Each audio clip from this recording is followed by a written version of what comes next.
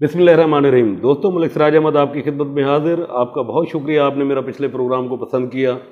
आज का मेरा जो प्रोग्राम है वो डेरा गाजी खान टीचिंग हॉस्पिटल से मुतालिक है। लेकिन इस प्रोग्राम को शुरू करने से पहले मैं आपसे एक छोटी सी रिक्वेस्ट करूंगा कि देखें, आप किसी भी सियासी जमात से ताल्लुक़ रखते हो, आपकी मोहब्बत किसी भी सियासी लीडरशिप के साथ हो, लेकिन जब बात आपके अपने शहर, अपने लोगों, अपने मफाद आमा के मुतालिक हो, उसमें चाहे सेहत हो, तालीम हो या फिर अमन व अमान के हवाले से पुलिस का किरदार हो, तो आप अपनी जमात की एफिलिएशन से हट कर अपने लोगों की हिमायत में ज़रूर हक़ की बात करें, ज़रूर जो है ना उसकी सपोर्ट करें।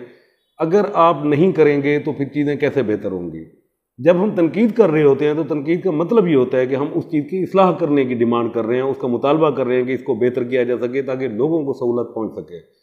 ख़ास तौर पर मेरी रिक्वेस्ट होगी उन लोगों से जिनकी जमातें बरसर इक़्तिदार होती हैं, पहले PTI थी, अब मुस्लिम लीग नून है, कि देखें आप लोगों की जमातें बरसर इक़्तिदार हैं। अगर आप लोग नहीं बोलेंगे तो फिर चीज़ों की बेहतरी कैसे होगी। अगर आप उसके अंदर मसलहत इख्तियार करेंगे तो चीज़ें ठीक किस तरह होंगी। तो मेरी रिक्वेस्ट है कि आपकी पहली कमिटमेंट, आपकी पहली वफा अपने वसेब, अपनी धरती, अपने लोगों के साथ है। पहले इसको ठीक होना चाहिए। अगर ये चीज़ें बेहतर होंगी, ये इदारे बेहतर होंगे, तो उसमें आपकी हुकूमत की नेक नामी होगी। अगर ये चीज़ परफॉर्म सही नहीं करेंगे, लोग उसी तरह परेशान होंगे जिस तरह पहले होते रहे हैं, तो फिर उसमें आपको कोई फ़ायदा, पॉलिटिकल फ़ायदा आपको नहीं होगा। तो मेरी आपसे रिक्वेस्ट है कि आप जो पब्लिक इशूज़ हैं उनको ज़रूर सपोर्ट करें, किसी भी सियासी एफिलिएशन से हटकर। डेरा गाजी खान टीचिंग हॉस्पिटल, बहुत सारे मसाइल हैं। कोई एक इशू हो जिसको हम एड्रेस करें कि जी इसको ठीक किया जाए और वो ठीक हो जाए, जिसके बाद हालात बेहतर हो जाए, तो मुमकिन नहीं है। इसके अंदर मल्टी डायमेंशनल इशूज़ हैं। बहुत सारे मसाइल को आप यकलख ठीक करने की कोशिश भी हम नहीं कर सकते, लेकिन और ना ही हम बयान कर सकते हैं। टीचिंग हॉस्पिटल की कारकर्दगी के हवाले से हमें बहुत सारे प्रोग्राम करने पड़ेंगे और वो हम करेंगे। लोगों की आरा भी लेंगे, हॉस्पिटल के अंदर जाकर भी चीज़ों को देखेंगे। लेकिन आज हम जो स्टार्ट करने जा रहे हैं वो उसका एक मेजर बुनियादी इशू है जिसको मैं आपके नोटिस में लाना चाहता हूँ। देखें, डेरा गाजी खान टीचिंग हॉस्पिटल की एक कैपेसिटी है। उस कैपेसिटी से बढ़कर अगर आपके पास मरीज़ आ जाते हैं तो फिर वो उस तरीके से परफॉर्म नहीं कर सकता जिस तरीके से उसको परफॉर्म करना चाहिए था। अब कैपेसिटी ओवरबर्डन, हमारा हॉस्पिटल ओवरबर्डन है, वो कैसे है उसकी मैं आपको बता देता हूँ कि उसकी पहली रीज़न ये है कि अगर आप DG Khan hospital teaching hospital के पेशेंट का जायज़ा लें तो आपके पास आपका जो करीबी सूबा है मगरब की तरफ बलूचिस्तान, इसके बहुत बड़े मरीज़ों की तादाद आपके इलाज के लिए यहाँ डीजी खान टीचिंग हॉस्पिटल में आती है। कोलू, बारखान, रकनी, रड़कन, राडाशम, किंगरी, मेख्तर, मोस्टली लोगों की चॉइस होती है कि अगर उनके यहाँ कोई बंदा बीमार हो जाए, कोई हादसा हो जाए, कोई एक्सीडेंट हो जाए, तो वो लोग कोशिश करते हैं कि उनको एक बड़ा इंस्टीट्यूशन डीजी खान के अंदर दस्तयाब है कि वो यहाँ पर पहुँच जाएँ और यहाँ पर इलाज करें। एक तो हमारे पास नंबर ऑफ़ पेशेंट बलूचिस्तान का बहुत बड़ा आ रहा है और इसके लिए एक अच्छी एफर्ट थी साबका हुकूमत में सरदार उस्मान खान बुज़दार की कि रकनी के अंदर एक ऐसा हॉस्पिटल बनाया जाए जिसमें तमाम सहूलतें दस्तयाब हों और कम से कम जो बलूचिस्तान का जो पेशेंट ट्रांसफ़र होता है डीजी खान हॉस्पिटल की तरफ, तो इसके बर्डन को कम करने के लिए उसके पेशेंट को वहीं पर रोका जाए। एक तो आपके डीजी खान टीचिंग हॉस्पिटल के ऊपर जो बर्डन है, जो ओवर बर्डन है, उसकी वजह से वो बलूचिस्तान का मरीज़ों की तादाद है। दूसरी बात, जो दूसरा अहम इशू है जिसको मज़ीद हम ठीक अगर कर लें तो बहुत सारी चीज़ें बेहतर की जा सकती हैं। इस बर्डन को कम करने के लिए हमारे पास एक बुनियादी मसला जो है, जो हल नहीं हो रहा, वो चला आ रहा है। वो ये है कि हमारे पास BHU हैं, बेसिक हेल्थ यूनिट्स हैं, हमारे पास RHC हैं, रूरल हेल्थ सेंटर्स हैं, हमारे पास THQ हैं, तहसील हेडक्वार्टर्स हैं। अब ये 3 बुनियादी सेहत के मराकज़ हैं। जिन मराकज़ के अंदर आपका प्रॉब्लम ये है कि आपके मरीज़ों को किसी भी सतह के ऊपर वहाँ पर ट्रीटमेंट नहीं होती। किसी पॉइंट के अंदर आपके पास डॉक्टर नहीं है, कहीं पर स्टाफ नहीं है, दीगर स्टाफ नहीं है, पैरामेडिकल स्टाफ, कहीं पर आपको मेडिसिन दस्तयाब नहीं है। नतीजातन क्या है कि किसी गांव बस्ती के अंदर जो BHU बना हुआ है वहाँ पर डॉक्टर, अमला या अद्वियात की अदम फराहमी की बुनियाद के ऊपर वो लोग डाइवर्ट होते हैं, शिफ्ट होते हैं आपके टीचिंग हॉस्पिटल की तरफ। रूरल हेल्थ सेंटर जो काफ़ी सारी आबादियों के ऊपर मुश्तमिल होता है, वहाँ पर भी आपको अगर सहूलियात मुयस्सर नहीं है तो वहाँ का मरीज़ भी आपका टीचिंग हॉस्पिटल शिफ्ट होता है। तहसील हेडक्वार्टर आपके जो बने हुए हैं, अगर वहाँ पर भी आप लोगों को सही ट्रीटमेंट नहीं हो रही तो अल्टीमेटली लोग शिफ्ट होते हैं आपके टीचिंग हॉस्पिटल के ऊपर। हमने पिछले टेन्योर में भी बारहा अरबाब इख्तियार को और मुंतखब नुमाइंदों को ये रिमाइंडर कराते रहे, उनको बताते रहे कि जनाब आप अपने BHU, RHC, THQ की परफॉर्मेंस को बेहतर करें। اس کا نتیجہ یہ ہوگا کہ ایک تو لوگوں کو علاج کی سہولتیں ان کے گھر کے قریب دستیاب ہوں گی، اور دوسرا یہ ہوگا کہ آپ کے ٹیچنگ ہاسپٹل کے اوپر، ٹیچنگ ہاسپٹل جو اوور برڈن ہے اس کے اوپر آپ کے نمبر آف پیشنٹ جو ہے نا وہ کم ہوں گے، آپ کے مریضوں کی تعداد وہاں پر کم ہو جائے گی۔ ہاں، اگر وہ بیماریاں جن کا BHU RHC یا THQ کے اندر علاج نہیں ہو سکتا، اس مریض کو آپ شفٹ کریں، ریفر کریں ٹیچنگ ہاسپٹل کی طرف، وہ جائز بات ہے۔ باقی اگر آپ کو کھانسی، نزلہ، بخار یا عام بیماریاں ہیں اور اس کا علاج بھی آپ کو ٹیچنگ ہاسپٹل کی طرف آپ کو رخ کرنا پڑے، تو پھر ان اداروں کے ہونے کا کیا فائدہ ہے؟ اگر یہ ادارے صحیح پرفارم نہیں کر سکتے، اگر ان اداروں سے لوگوں کو فائدہ نہیں ہو سکتا، تو ان کو ختم کریں، ان کے ڈاکٹرز کو ٹیچنگ ہاسپٹل کے اندر ڈپلوائے کریں، تاکہ نمبر آف ڈاکٹر کی جو ہے نا وہ تو بڑھ جائے نا، ڈاکٹروں کی تعداد میں تو اضافہ ہو نا۔ اگر مریض بڑھ رہا ہے تو پھر اس حساب سے ڈاکٹروں کی تعداد میں بھی اضافہ ہونا چاہیے۔ اگر آپ وہ نہیں کر رہے تو کم سے کم ان اداروں کو پراپر فنکشنل کریں، ان اداروں کو کام ہونا چاہیے۔ تو ہم نے اب تک 2 ایشو ڈسکس کر لیے۔ پہلا ایشو کہ بلوچستان کا پیشنٹ آپ کی طرف آتا ہے، آپ کے ٹیچنگ ہاسپٹل اوور برڈن ہے۔ نمبر 2، آپ کا جو بنیادی صحت کے مراکز ہیں جس میں BHU RHC THQ ہیں، یہاں پر بھی آپ کے لوگوں کو ٹریٹمنٹ نہیں ہو رہی اور یہاں پر بھی نہیں آ رہا ہے۔ تیسری بات میں آپ کو بتاؤں کہ تیسرا ایشو یہاں کا انتظامی ہے۔ یہاں پر آئے دن، کیونکہ ایک تو آپ کو یہ پتہ ہونا چاہیے کہ جو ٹیچنگ ہاسپٹل ہے یہ آٹونومس باڈی ہے، یہ میڈیکل کالج کے ساتھ ریلیٹڈ ہاسپٹل ہے۔ یہاں پر عام انتظامیہ وزٹ کر سکتی ہے، چیزوں کو بہتر کرنے کے لیے ہدایات دے سکتی ہے، لیکن یہ لوگ باقی جو معاملات ہیں یہ ٹیچنگ ہاسپٹل کی انتظامیہ نے خود حل کرنے ہیں، ان کو ٹھیک کرنا ہے۔ ہمارے ہاں پرابلم کیا ہے کہ سوائے ایک چشتی کے MS کے، ہمارے پاس جو بھی MS ہے نہ وہ اس کیلیبر کا تھا نہ اس کی ورتھ تھی۔ نتیجہ یہ نکلا کہ ہاسپٹل کے حالات مزید بگڑتے گئے انتظامی طور پر۔ آج آپ کو یہ بتاؤں کہ آپ کے پاس کم و بیش میرا خیال ہے ایک فوج پوری اختیار ہے، ڈپٹی MS کے نام سے ہوتے ہیں، DMS جو بنے بیٹھے ہیں، اور ان کا کام آفیسز میں بیٹھ کر سارا دن جو ہے نا وقت گزارنا ہے اور اس کے بعد وہ چلے جانا ہے۔ ان کو ٹیچنگ ہاسپٹل کے جو دیگر معاملات ہیں ان سے کوئی انٹرسٹ نہیں ہے۔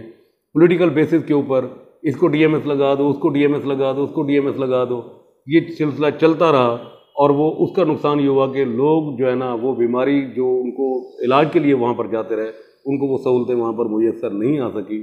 تو انتظامی طور پر میری اس وقت جو موجودہ حکومت ہے ان کے ارباب اختیار سے اور جو ذمہ داران ہیں ان سے اور جو انتظامیہ ان سے ریکویسٹ ہے کہ جناب آپ کم سے کم اس دفعہ MS کا تعین ایک بہتر انداز میں کریں، ایک ایسے شخص کو لے آئیں جو بہت اچھا ایڈمنسٹریٹر ہو۔ پورے پنجاب میں کہ آپ کو ایک شخص بھی ایسا نہیں ملتا جو آ کر اس ہاسپٹل کے حالات کو بہتر کر سکے، یہاں کے معاملات کو ٹھیک کر سکے۔ کیا ہر چیز کے اندر پولیٹیکل ایفیلیشن ہونا ضروری ہے؟ کیا پسند ناپسند ہونا ضروری ہے؟ میرٹ بھی تو کوئی چیز ہے، میرٹ بھی تو کوئی چیز ہے کہ اگر ایک شخص اچھا آ جائے اور اس کے آنے سے حالات بہتر ہو جائیں تو اس میں کیا برائی ہے؟ چیز بگڑتی گئی۔ آپ کے ٹیچنگ ہاسپٹل کے اندر پچھلے 4 سال میں وزیر اعلیٰ پنجاب DG خان سے تھا، مشیر صحت DG خان سے تھا، جو ترقی ہونی چاہیے تھی، جو ڈیولپمنٹ ہونی چاہیے تھی وہ نہیں ہو سکی، جو انتظامی طور پر معاملات کو بہتر ہونا چاہیے تھا وہ نہیں ہو سکا۔ یہ تو شکر کریں کہ چند میگا پروجیکٹ سردار عثمان بزدار کی پرسنل انٹرسٹ کے اوپر مل گئے، جس میں کارڈیالوجی ہے، جس میں mother and child care hospital ہے، جس میں ایمرجنسی ہے 200 بیڈ کی، 200 بیڈ کی آپ ایمرجنسی بنا رہے ہیں، mother and child care hospital بنا رہے ہیں، بہت اچھی بات ہے، اس کو ہمیشہ اپریشیٹ کیا جائے گا، ہمیشہ اس سردار عثمان بزدار کے نام کی تعریف کی جائے گی۔ سوال یہ ہے کہ جو بنا ہوا ہے، جو اس وقت تک ہاسپٹل بنا ہوا ہے، اس میں سے لوگوں کو کتنا ریلیف مل رہا ہے، اس میں لوگوں کو کتنی شفا مل رہی ہے، اس میں لوگوں کو کتنا فائدہ پہنچ رہا ہے۔ لوگ اگر یہ چیزیں فائدہ پہنچ رہا ہے تو لوگ چیخ و پکار کیوں کرتے ہیں، لوگ شور کیوں مچاتے ہیں، لوگ کیوں کہتے ہیں کہ ہماری بات نہیں سنی جا رہی، ہمارے معاملات، ہمارے مریضوں کو جو ہے نا چیک نہیں کیا جا رہا۔ آپ کبھی تجربہ کر لیں کہ آپ کو کبھی کوئی ڈاکٹر ڈیوٹی پر نہیں ملے گا، آپ چیک کر لیں، آپ کا ڈاکٹر بیٹھا ہوگا اپنے پرائیویٹ کلینک کے اندر اور وہاں پر اس کو فون کیا جائے گا، وہ وہاں سے آئے گا، آ کر اگر اس کا آپ کا تعلق ہے یا آپ کی PR ہے، وہ آ کر آپ کے پیشنٹ کو چیک کرے گا، اللہ اللہ خیر صلی اللہ، باقی جائیں بہاڑ میں، نہ ان کو کوئی غرض ہے نہ ان کو اس سے کوئی پرواہ ہے۔ یہ جب آپ کا انسٹیٹر اچھا بیٹھا ہوتا ہے، جب آپ کا MS اچھا بیٹھا ہوتا ہے، جب وہ چیزوں کو کنٹرول کر رہا ہوتا ہے اور وہ بائی فورس چیزوں کو امپلیمنٹ کرا رہا ہوتا ہے، اس کا فائدہ کیا ہوتا ہے کہ جب ڈاکٹر اپنا پورا ڈیوٹی ٹائم کر رہا ہوتا ہے تو اس میں آپ کے مریضوں کو فائدہ پہنچ رہا ہوتا ہے، اس میں آپ کے مریضوں کی بہتری ہو رہی ہوتی ہے۔ تو نتیجہ کیا نکلا؟ پچھلے 4 سال میں نتیجہ یہ نکلا کہ ہمارے ہاں ہاسپٹل کے اندر جو بہتری جو توقع کی جا رہی تھی وہ نہیں ہوئی، ہمارے لوگ خوار ہوتے رہے۔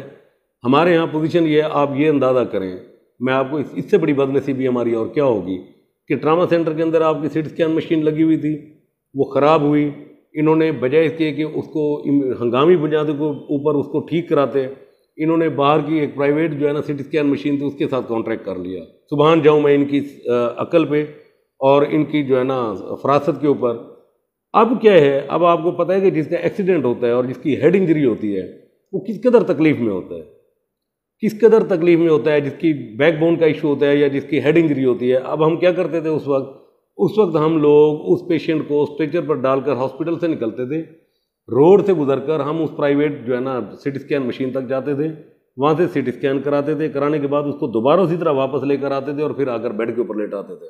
ہم نے لوگوں کے ساتھ کھلواڑ کیا، ہم نے لوگوں کو ذلیل کیا، ہم نے لوگوں کو ان کی بیماری میں تکلیف جو ہے نا ان کی دور نہیں کی. اس پہ ہم نے سی ٹی اسکین مشین پہ شور مچایا، اس حد تک شور مچایا کہ آئے روز اخبارات میں اس کی خبریں لگتی رہیں. کچھ نہیں ہوا اس کا. مشیر صحت کے کان پہ جوں تک نہیں رنگی، ہسپتال انتظامیہ کے کان پہ جوں تک نہیں رینگی، جو ڈپٹی کمشنر بیٹھے تھے سارا دن تصویریں بناتے تھے ان کے کان پہ جوں تک نہیں رینگی، ہماری وزیر ماحولیات جو تھیں ان کے کان پر جوں تک نہیں رینگی. آخر ڈیرہ غازی خان سے ایک نوجوان وکیل ملک عمر کلو، وہ اللہ تعالیٰ اس کو حیاتی دے، اس بندے نے سیشن کورٹ میں پٹیشن فائل کی. سیشن کورٹ کو پرسنلی وکلا کا وفد جا کر ملا اور یہ کریڈٹ وکلا کو جاتا ہے. وہاں جا کر انہوں نے سیشن جج سے کہا کہ سر مہربانی کریں یہ سی ٹی اسکین مشین تو ٹھیک کریں. سیشن جج صاحب نے ایم ایس کو ان پرسن طلب کیا اور یہ کہا کہ فلاں ہیئرنگ تک تاریخ تک میں آپ کو ٹائم دے رہا ہوں، اگر یہ مشین ٹھیک نہیں ہوئی تو پھر آپ کی خیر نہیں ہے. جس کے بعد جا کر وہ مشین ٹھیک ہوئی. جس مشین کو یہ کنڈم قرار دے چکے تھے، جس مشین کے متعلق یہ ریٹرن دے چکے تھے تحریری طور پر کہ یہ مشین اب جی چلنے کے قابل نہیں ہے، وہ مشین ٹھیک ہوئی. ٹھیک ہونے کے بعد وہاں پر سی ٹی اسکین شروع ہوا. تو یہ تھا آپ کے پچھلے مشیر صحت صاحب کے دور کا وہ ٹینیور جس میں آپ کو ایک مشین ٹھیک کرانے کے لیے ہمیں عدالت کا سہارا لینا پڑا، ہمیں سیشن جج کے سہارا لینا پڑا، ہمیں وکلا کی خدمات لینی پڑی. یہ تو اللہ تعالیٰ نے کرم کیا کہ وکلا نے سنسیریٹی کے ساتھ اس کے اوپر اس ایشو کو پکڑ لیا اور تب جا کر وہ ٹھیک ہوا. آج آپ کو ایک چھوٹی سی میں ایگزامپل دیتا چلوں، اگلے پروگراموں میں مزید آپ کے ساتھ اس کے اوپر تفصیل سے بات کروں گا. پھر وارڈ وائز آئیں گے، پھر ہم آپ کو پیرامیڈیکل سٹاف پر آئیں گے، پھر ہم جو ہے نا آپریشن تھیٹر کے اوپر آئیں گے اور دیگر بہت ساری چیزوں کے اوپر آئیں گے کہ ان کی نااہلی اور نالائکی دیکھ لیں کہ ہم 13 سے 18 تک یہ کہتے رہے کہ جناب آپ نے جو ایئر کنڈیشنر لگائے ہوئے ہیں وارڈ کے لیے، ڈاکٹر کے روم کے لیے، ان کے جو آؤٹر ہیں وہ آؤٹر آپ نے گیلریوں میں لگا دیے ہیں اور وہ گیلریاں آپ کے پیشنٹ کے لیے اور ان کے لوائقین کے لیے بطور ویٹنگ روم کے طور پر کام ہوتی ہیں کہ ڈاکٹر کمرے میں بیٹھا چیک کر رہے تو باہر مریض اور اس کے لوائقین اس لائن میں کھڑے ہوتے ہیں کہ ہماری باری ہے تو ہم چیک کریں، اور ان کے سروں کے اوپر وہ آؤٹر چل رہے ہوتے ہیں. اتنی گرمی میں، اس گرمی میں جب عام آدمی پنکھے کے نیچے بھی پریشان ہوتا ہے، وہاں پر وہ لوگ اس تپش کے اندر، اس جہنم کے اندر کھڑے رہے کہ جناب جو ہمارا نمبر ہے تو ہم چیک کریں. ان کو بار بار اصلاح کی. مہار فدا حسین وکیل ہیں، انہوں نے لیگل نوٹس دیا ان کو کہ آپ اپنے ان آؤٹر کو چینج کریں اور ان کو گیلریوں سے باہر لگائیں. کم سے کم جو گیلریوں میں کھڑے ہوتے ہیں مریض اور ان کے لوائقین، ان کی تو زندگی کو حرام نہ کریں آپ. لیکن آج تک اس کے اوپر عمل درآمد نہیں ہوا. کوئی سننے کے لیے تیار نہیں، کوئی کرنے کے لیے تیار نہیں. میں اگلے پروگرام میں مزید تفصیلات کے ساتھ آپ کے ساتھ آؤں گا. میری اس وقت جو ارباب اختیار ہیں، اس وقت مسلم لیگ نون اقتدار میں ہے، ان کے سپورٹر سے، ان کے جو قائدین ہیں یہاں پر، ان سے میری یہ ریکویسٹ ہے کہ جناب مہربانی کریں، آپ ہاسپٹل کو اپنی پسند ناپسند کی بھینٹ مت چڑھائیے گا جس طرح پہلے 4 سال ہوتا رہا. آپ لوگوں کی فلاح کے لیے، لوگوں کی اصلاح کے لیے، لوگوں کی بہتری کے لیے آپ اس ہاسپٹل کو لے کر چلیں، اس کو بہتر کرنے کی کوشش کریں، اس پہ ڈاکٹر کو ڈیوٹی کرنے کی ترغیب دیں. ایک اچھا ایڈمنسٹریٹر لے کر آئیں جو کم سے کم لوگوں کو آ کر کچھ نہ کچھ ریلیف دے سکے. اگر آپ نے بھی کچھ نہیں کیا اور پچھلوں نے بھی کچھ نہیں کیا تو مجھے یہ بتائیں کہ ڈی جی خان کے لوگوں کا قصور کیا ہے، وہ کہاں جائیں علاج کرانے کے لیے؟ ان کے پاس آپشن کیا ہے اس کے علاوہ اور کوئی؟ جو غریب آدمی ہے، جو افورڈ نہیں کر سکتا ملتان جانا، لاہور جانا، اس کے لیے تو یہی ایک آپشن ہے نا، امید کی آخری کرن ہے کہ D G Khan teaching hospital ہے، یہاں جا کر ہم نے اپنا علاج کرانا ہے اور اپنے کسی عزیز کو، اپنے کسی پیارے کی جان جو ہے نا بچانی ہے.